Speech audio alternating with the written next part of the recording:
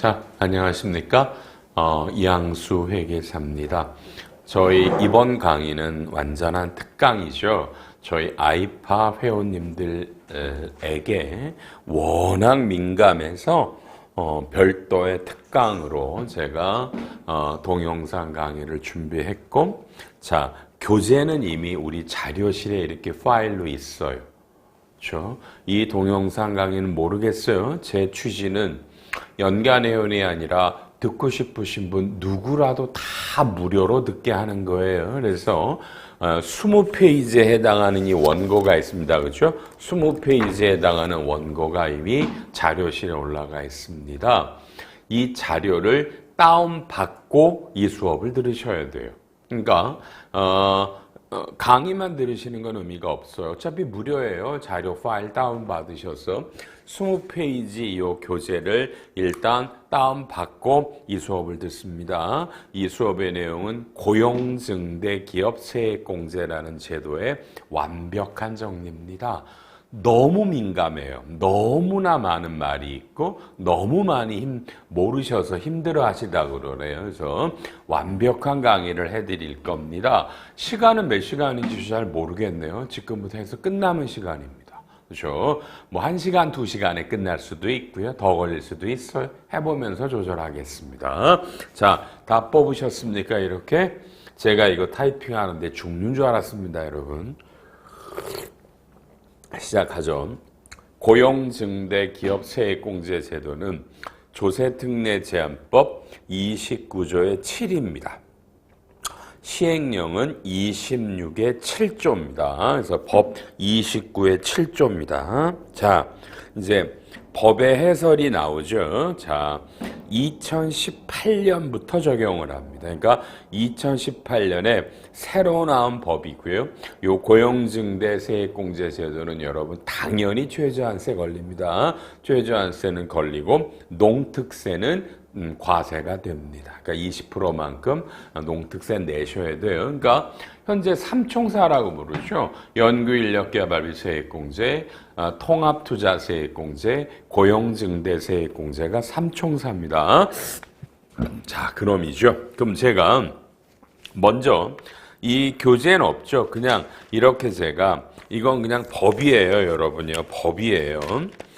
법조문을 제가 여기 저는 프린트를 해가지고 와 있어요. 그래서 제가 그냥 천천히 여러분 법조문을 제가 한번 이제 읽어드리면서 할게요. 여러분은 보실 필요 없어요. 그냥 법조문이니까. 그렇죠? 법조문이니까. 잠깐만요.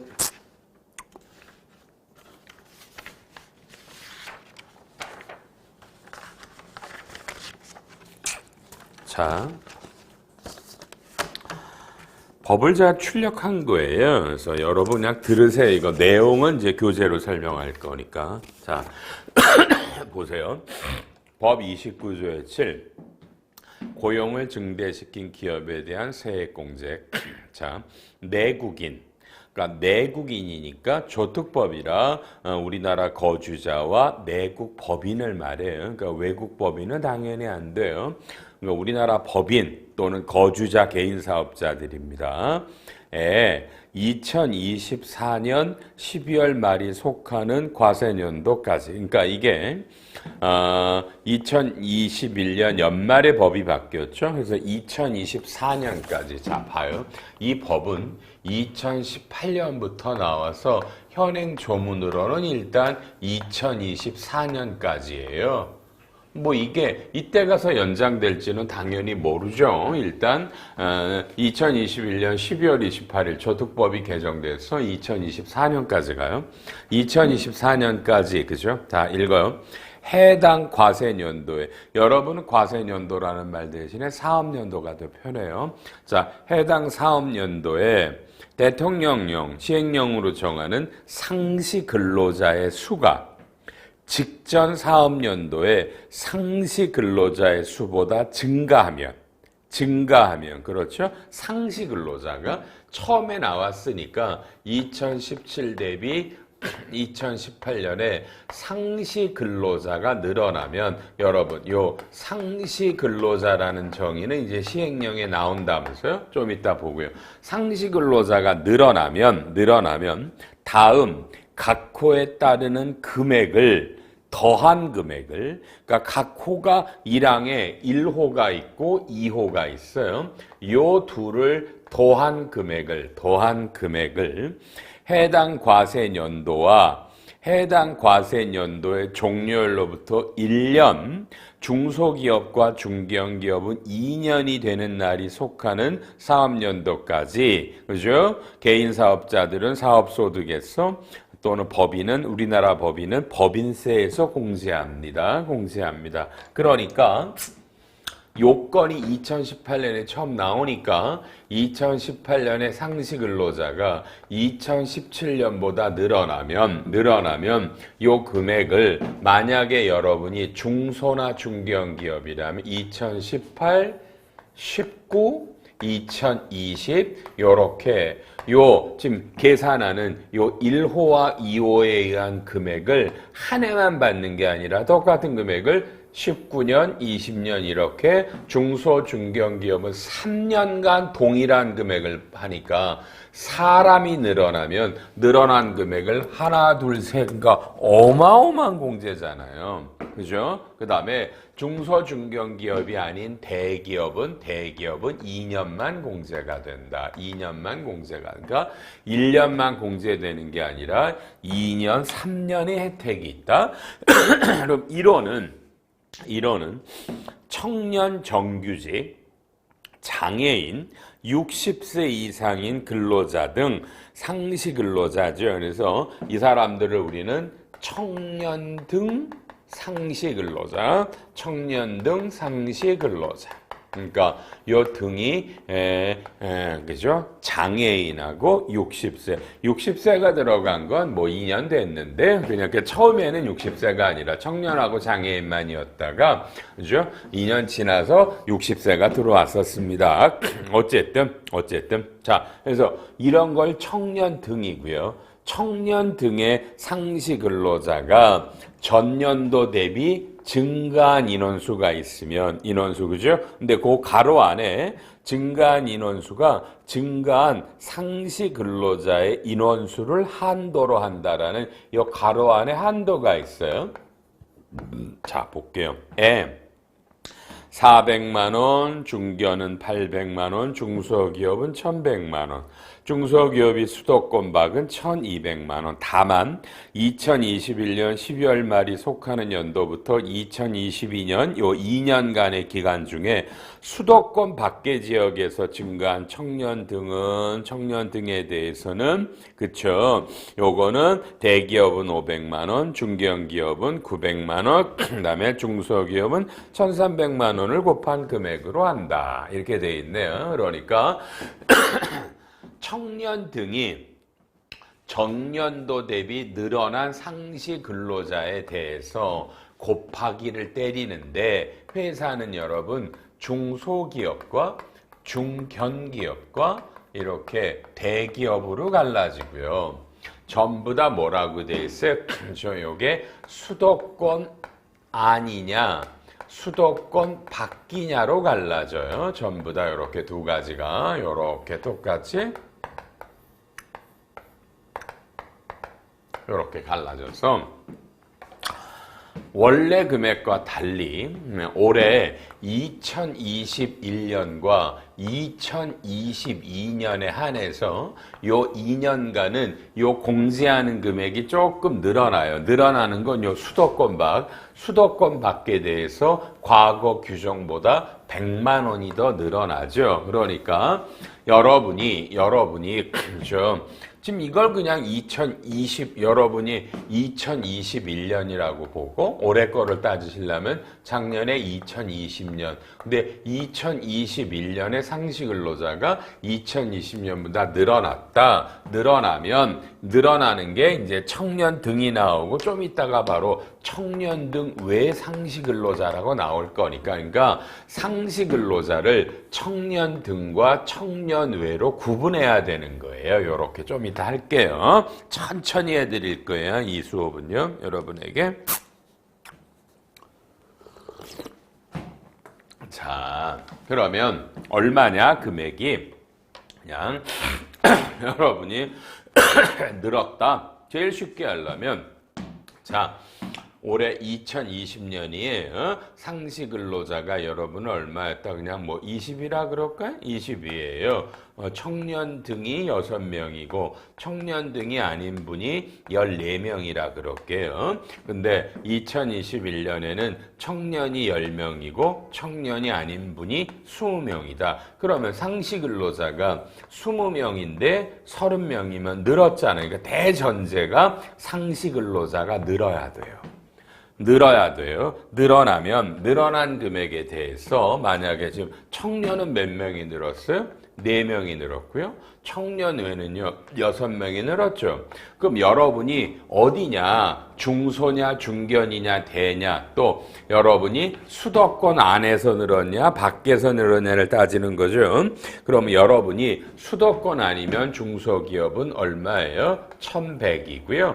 수도권 밖은 1300. 그러니까 원래 1200이었는데 21년과 22년에는 100만 원을 늘려주는 개정세법이 있었어요. 2021년 연말에 그리고 소급 적용돼요. 그러니까 올해 2021이니까 지금 올해 거부터 하는 거예요. 그죠? 올해 늘어났으면 수도권 안은 1100, 여러분이 바뀌면 1300이에요. 그러니까 이게 2020까지는 1200이었어요.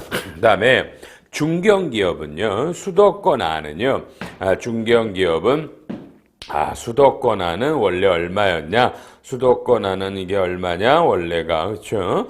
요게 수도권 그 청년 등 밖에서는 이제 중견기업은 뭐 900만 원, 그렇죠? 800만 원. 여기는 원래 800이었는데 이제 900이다. 이렇게 됐고요. 그러니까 원래는 작년까지는 중소기업만 수도권 안과 밖에 있고 중견기업은 그냥 다 800. 그 다음에 대기업은 뭐 그냥 이게 500이었는데 400이었는데 500으로 바뀌어요. 다시 그래서 여기가 원래 400인데 500. 그러니까 수도권 밖에는 작년에하고 비해서 얼마? 100만 원씩이 늘어나고요. 2020년까지만 중소기업만 수도권 안은 1100, 밖은 1200이고 나머지는 다 수도권이든 밖이든 다 800과 400인데 수도권 밖으로 올해 구분해서 2년은 100을 늘려서 1300, 900, 500씩 세액공제를 때려줍니다. 그래서 지금부터 웬만하면 사례를 항상 우리가 중소기업이고 수도권 아니다. 그죠? 그럼 1100이죠? 옛날부터도 1100이니까. 그러면은 요 4명에 대해서 1100을 때린다. 그러면 4400만 원이 공제가 된다. 요렇게, 그렇죠? 되고요. 그 다음에 이렇게 청년 정규직과 장애인과 60세 이상이 아닌 분을 청년 등 외 상시 근로자인데 요건 2호에서 상시 근로자가 늘어나는데 가로 안에 한도가 있다. 한도 얘기는 따로 할 거고요. 그러면은 이거는 원래가 뭐예요? 대기업은 공제가 없고요. 그다음에 중견기업은 얼마요? 450만 원이고요. 그다음에 중소기업은 얼마예요? 700 하고요. 수도권 밖은 770이에요. 자, 그러니까 청년 등이 아닌 분은 대기업은 아예 공제가 없어요. 그리고 중견기업은 수도권이든 아니든 다 450을 공제해 주시고요. 중소기업은 수도권 아니면 700이고 수도권 바뀌면 770. 그래서 개정된 건 요 청년 등이 좀 훨씬 우대가 되죠. 그래서 올해 요게 바뀐 겁니다. 100씩 올라간 거. 1200, 400이 이렇게 올라간 거예요. 요렇게 공제를 때리니까 지금 여러분이 중소기업이 밀접이고 수도권 아닌데 청년 등이 아닌 분이 6명이 되면 이게 700이죠. 700이죠. 6, 7이 42. 그렇게 되면 요게 총 8,600만 원이 공제가 된다. 이렇게. 이런 게 고용증대 세액공제. 이게 조특법 29조의 7회 1항의 1호와 2호예요. 그러니까 자 다시요. 여러분이 이거를 2018년을 최초로 공제받은 연도라고 보죠. 이 케이스에서. 그러니까 2021년에 공제가 되면 이게 최초예요. 지금 이 최초라는 말이 여러분이 어쨌든 어려워요. 그냥 다시. 여러분 무조건 이 제도는 2018년부터 나왔고 전년도 대비 상시 근로자가 늘어날 때만 공제가 되는 거예요. 늘어나면 무조건 이 늘어나는 상시 근로자를 좀 이따 설명하지만 청년 등과 청년 등이 아닌 사람으로 갈라요. 요 갈르는 거 바로 할게요. 제가 시행령에 있는데 갈라서 요런 식으로 여러분이 중소냐 중견이냐 대냐 그래서 청년이냐 아니냐에 따라 수도권 아니냐 바뀌냐에 따라 이 금액을 때려서 세액공제액을 구하고 있다 하지만 여러분이 계속 중소기업인데 2022년이 2021년보다 늘고 2023년이 또 2022년보다 늘어요. 그렇죠? 이렇게 늘어나면 중소기업은 2022년에도 또다시 8,600을 또 한 번 받고 2023년에도 8,600을 또 받으니까 2021년에 2020년보다 사람이 늘었고 2022년에도 또 사람이 늘었고 2023년에도 헷갈리시면 안 돼. 2022년에 늘었다라는 게 2020이 아니라 전년도보다 무조건 늘어야 돼요. 전년도보다 계속 늘면 이 2021년에 2020 대비 늘어난 거를 세상에 3년 동안 공제를 받는다. 그러면 2022년에는 또 2021 대비 늘었잖아요. 그러니까 또 받고 계속 늘면 이것도 3년, 이것도 또 3년 이런 식으로 계속 늘어나면 그러니까 이건 정말 엄청난 공제를 말해요. 엄청난 공제를 말해요. 그렇죠? 그럼 이제 시행령에 가서 상시 근로자를 어떻게 구해요? 라는 걸 제가 또 이제 읽어드릴게요. 뭐 시행령 26조의 7에 이 고용증대세액 공제는 소비성 서비스업이 아닌 분들은 다 받을 수 있다. 일반적인 얘기고요. 자, 그다음에 상시 근로자가 시행령 23조 요게 시행령 23조 10항에 있다. 그러니까 이 조세특례제한법에는 상시 근로자의 정의가 굉장히 많아요. 그래서 상시 근로자의 정의라는 것들이 이제 다른 조문에 있는 거를 끌고 온 거고요. 요건 제가 프린트물에 놨어요. 프린트물에 어디 놨냐면 프린트물에 자, 두 번째 페이지에 여러분 또 프린트물로 오세요. 가로 5번에 이 상시 근로자의 계산은 시행령 23조 10항인데 이거는 매월말 그죠 여러분요. 매월말 현재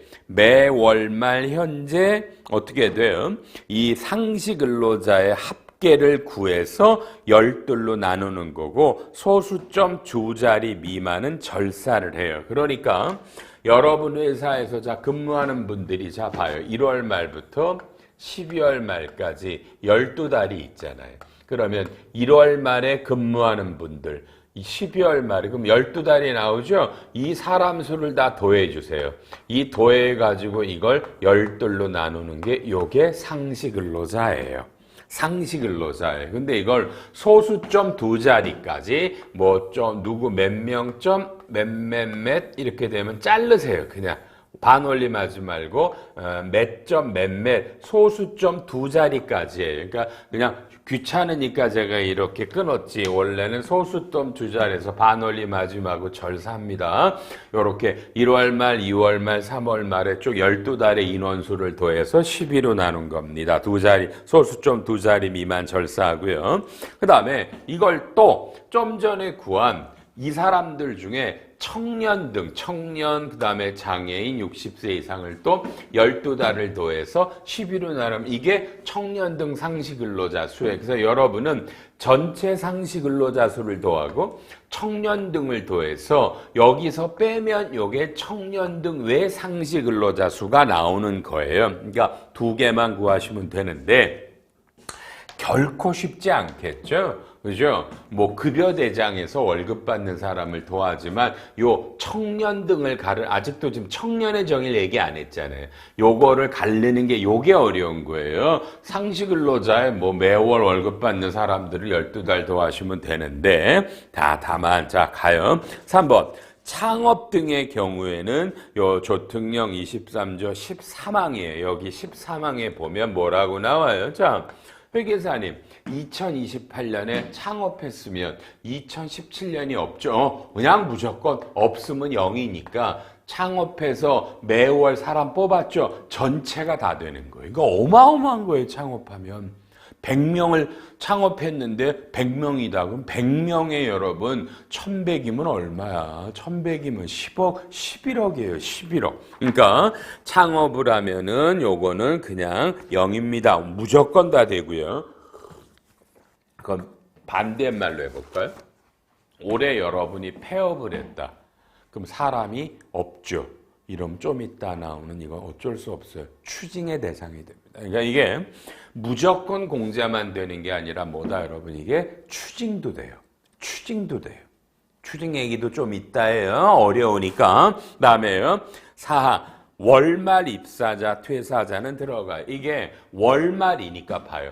1월 말에 입사한 분, 1월 말에 근무했죠. 당연히 합산하세요. 또 1월 말에 퇴사하신 분 1월 말까지 근무하고 나갔잖아. 이 둘 다 들어와. 한 편이 아니라 양편 다 들어와요. 이 월말에 입사한 분, 월말에 퇴사하신 분도 다 양쪽 다 들어갑니다. 들어가시고요. 다음에 5항이 되게 재밌어요. 최초 공제받은 연도에 청년 등에 해당자는 이후에도 동일하게 여러분 계산이 됩니다. 이 말이 뭐냐면 좀 이따 나올 텐데 여러분요. 지금 좀 이따 어떤 사례가 나와요? 2022년에 만약에 여러분 여기서 사람이 그죠? 줄어들면 어떻게 돼요? 줄어들면 추징이 되겠죠? 좀 추징 얘기도 좀 이따 한다 그랬어요. 자, 봐요. 사람이 줄어들면 그죠? 좀 이따 이제 추징을 해. 그러니까 이 제도는 무조건 늘어나면 공제를 해주지만 줄어들면 옛날에 받아 먹었던 걸 뱉어내라라는 조문이에요. 그죠? 뱉어내야 되는 조문이에요. 추징 조문이 있어서 무서운 조문이에요. 그죠? 그러니까 문제는 이러면 어떻게 돼요? 잘 보셔야 돼요. 뭐라? 전체 상시 근로자는 뭐예요? 똑같죠? 똑같죠?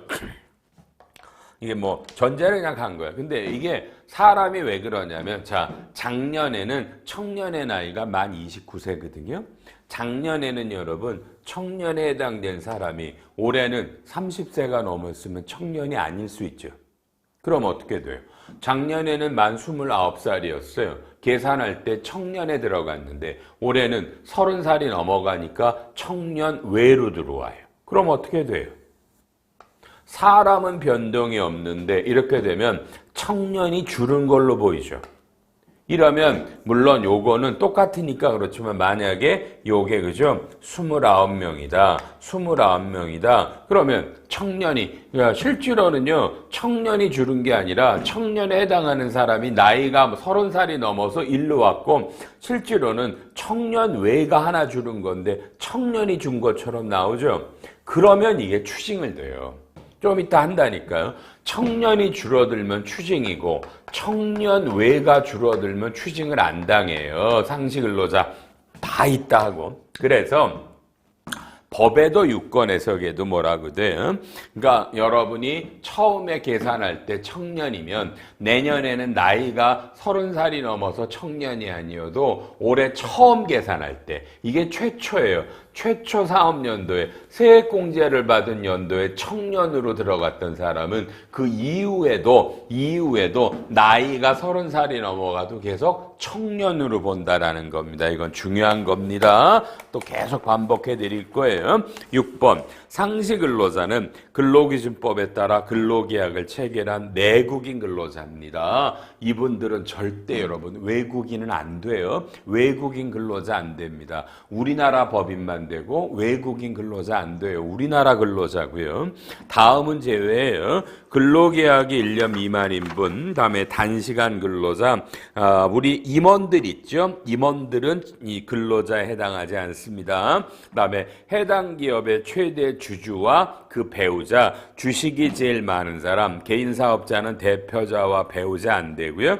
그다음에 최대 주주와 그 배우자의 직계 존비속과 친족들, 뭐 혈족 인척 있죠? 이런 분들은 요 근로자 계산할 때 빠져나갑니다.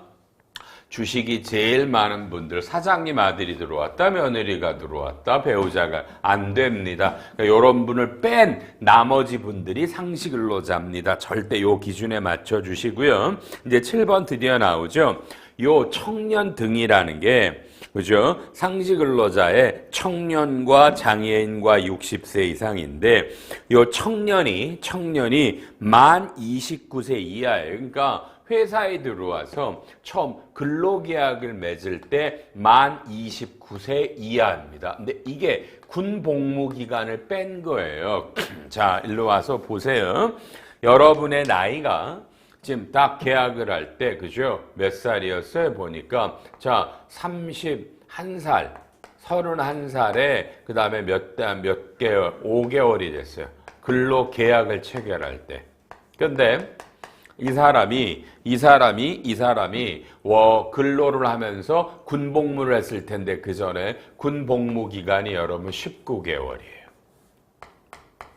19개월이면 여러분 1년 7개월이었나요?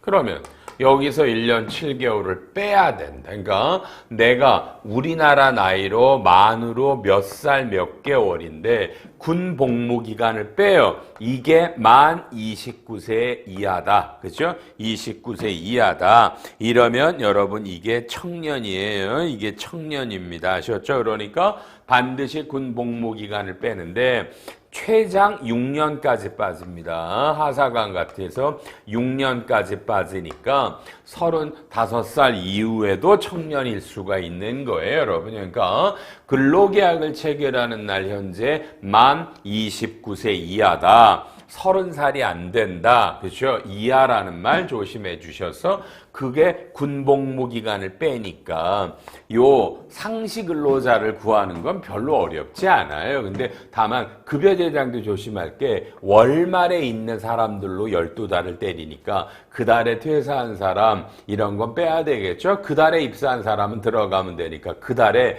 퇴사한 사람인데 말에 퇴사한 사람은 들어갑니다. 이렇게 해서 전체 상시 근로자에 이걸 구하는 건 쉬운데 청년 등을 구하는 장애인은 거의 없으실 거고요. 우리가 그렇죠. 그다음에 60세 이상은 뭐 나이가 60세, 나이가 근로계약을 체결할 때 60세 이상을 말합니다. 그런 분들이니까 쉬운데 요 청년을 군복무 기간을 다 일일이 확인해야 되니까 쉽지 않겠죠. 그리고 올해 청년이면 봐봐요. 이분이 봐봐 어떻게 돼요? 그러면 여기서 해봐요. 31점 우리가 이게 짜증난다. 제가 계산기 갖고 왔나 볼게요. 있네요.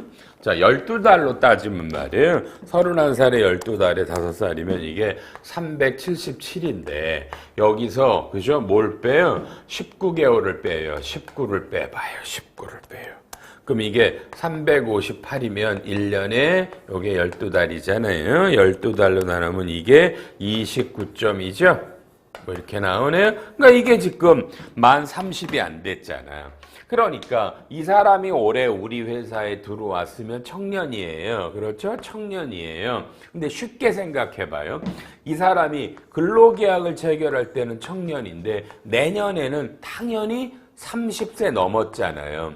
이러니까 이래도 내가 들어올 때 처음부터 청년이면 그 이후에 나이가 30이 넘어가도 어떻게 돼요? 넘어가도 내년에도 이 사람은 계속 청년으로 봐야 된다. 안 그러면 추징이 나오니까 요거 조심하시고요. 그 다음에 요것도 좀 이따 다시 할게요. 이 사람은 올해 뭐예요? 올해 청년이었다가 그죠? 올해 또 뭐야? 올해 넘어가죠? 30살이. 이게 뭐 연초에 입사했다. 30살이 올해 넘어가. 요럴 때 요 청년 등의 상시 근로자를 월별로 더해 나갈 때도 얘기가 좀 이따 나옵니다. 다시 해드릴게요. 그러니까 여러분이 요게 어렵다. 요 상시 근로자를 12달을 더해서 12로 두 자리까지 띄고 하는 거는 별로 어렵지 않은데 연도 월 중에 퇴사자만 빼고 월말에 퇴사자는 집어넣고요. 요 청년들을 구하는 게 쉽지 않다. 그렇죠? 그래서 요건 회사들 잘 구하셔야 되고 나중에 이거 엉터리로 구하다가 제가 말했죠. 세무조사할 때 이제 요걸 계산하는 거를 다 일일이 확인해야 될 것 같아요. 이런 과정에서 추징이 많이 나올 겁니다. 이런 식으로 해서 상시 근로자를 구한다. 되셨죠? 그러니까 이렇게 구해서 세액공제를 계산하는 거예요. 그래서 이게 시행령의 법의 29조 29의 7항의 이제 1항입니다. 이렇게 자 요건이 올해 전년도보다 늘었다. 늘어나면 이거를 청년과 청년외로 바꿔서 수도권이냐 바뀌냐와 중소, 중견, 대기업에 따라 이렇게 하고 그 다음에 내년에도 또 후년에도 항상 전년도보다 늘어나면 중소기업은 포함해서 3년간 대기업은 포함해서 2년간 계속 이 금액들이 적용이 되고 좀 이따 하지만 줄어들면 추징을 한다. 다 이제 여기서 이걸 잘 보셔야 돼요. 잘 보셔야 돼요. 빨리 보세요. 심플할 거예요. 자, 요런 건 어떻게 돼요? 일로 와보세요. 요러면 어떻게 돼요? 청년이 그렇죠? 청년은 뭐예요? 늘었죠. 그런데 이게 청년외가 12이에요. 빨리.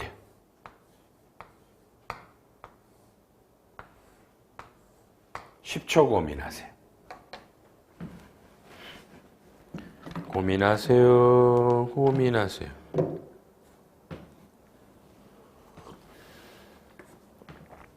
자, 시작. 전년도보다 늘었죠. 상시 근로자가 늘었으면 29조의 7에 의해서 고용증대세액공제 대상이 돼요.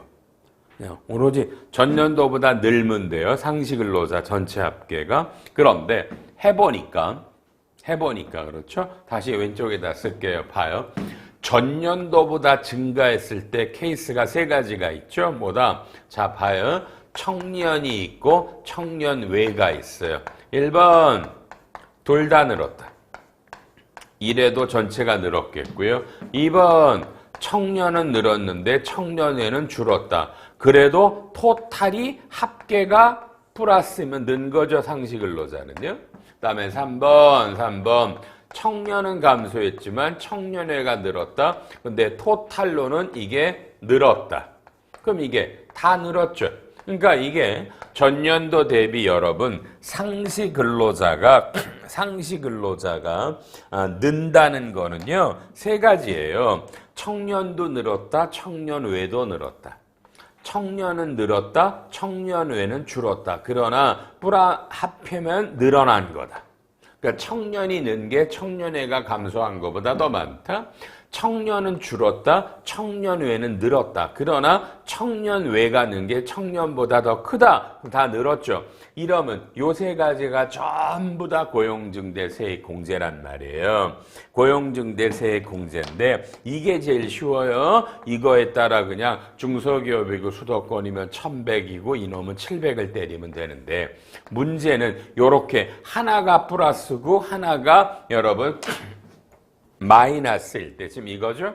그러면 청년은 4명이 늘었는데 청년외는 2명이 줄었어요. 그래서 아까 법조문에 뭐라고 돼 있어서 볼게요.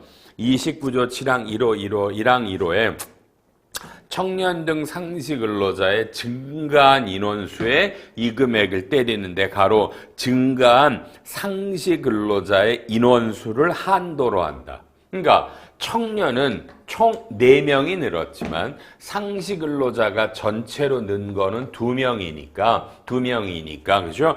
얘는 줄어들으니까 세액공제가 없지만 원래 얘는 1100이지만 이게 전체는 둘이니까 4명이 늘어도 2명에 대해서만 1100을 적용합니다. 그래서 2200의 세액공제를 받으라는 거예요. 이게 가로 안에 그죠? 한도로 한다라는 요 문구인데 이제부터 중요한 말. 여러분, 원래 이 법이 몇 년도에 나왔다고 그랬어요?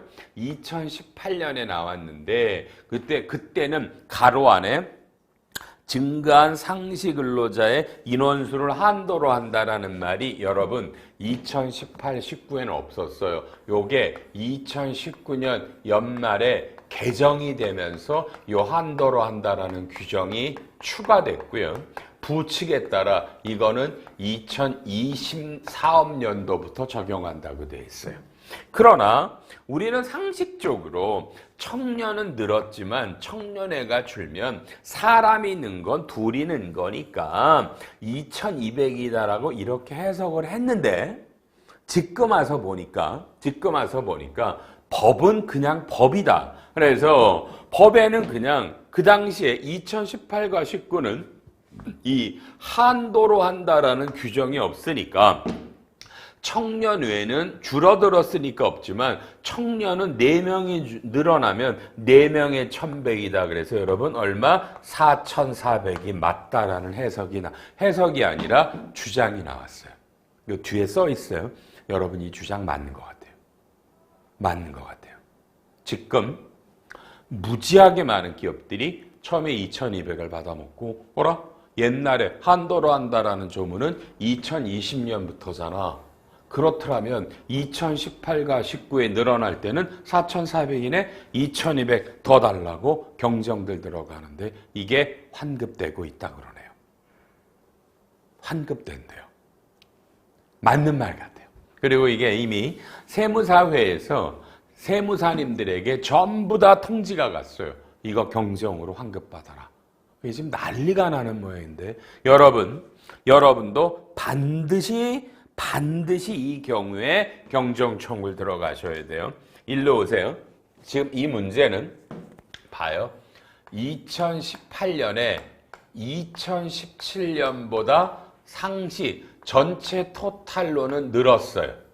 그런데 이게 둘 중에죠. 청년이 늘거나 아니면 청년회는 감소하거나 청년이 감소하거나 청년회가 늘어나거나 그러나 토탈로는 늘었을 때 요거죠. 이랬을 때 이제까지 우리는 그냥 해석이 요 토탈로 늘어난 거에 청년이면 1100, 청년회면 700을 때렸는데 이게 아니라 마이너스가 된 건 어차피 안 되지만 네팅하지 말고 플러스는 전부 다 1100, 플러스는 전부 다 청년회는 700으로 하라. 그러면 이걸 네팅해서 받으신 분은 여러분 경정 청구를 해야 된다. 그러면 이게 전제가 봐요. 2019년에도 18년보다 늘었고 2020년에도 또 19년보다 늘었으면 요렇게 매년 늘었으면 3년간 2019년께 요 금액이 올해도 받고 요거도 받고 똑같은 금액을 3년치 받는다고 그랬죠. 맞죠? 이렇게 받죠. 그런데 2018년에 아까 말한 4,400인데 2,200을 받았으면 요놈 지금 왜 이 강의를 듣는 게 2020이니까 요 3년치 전액 다 경정 청구로 환급이에요. 또 똑같죠. 또 뭐야? 또 2019년도요. 그죠? 2019년도 또 2018년보다 늘었다고 그러잔 말이에요. 그럼 좀 전에 사례가 어떻게 됐었어요? 우리가 했었죠. 자, 봐요.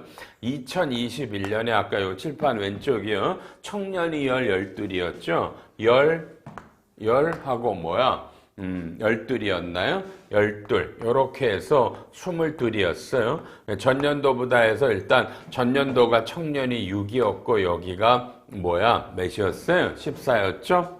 그래서 좀 전에 네팅하지 말고 요 청년이 늘어난 4세대에서 다 해라라고 했고요. 그 다음에 2022년은 이제 또 그죠?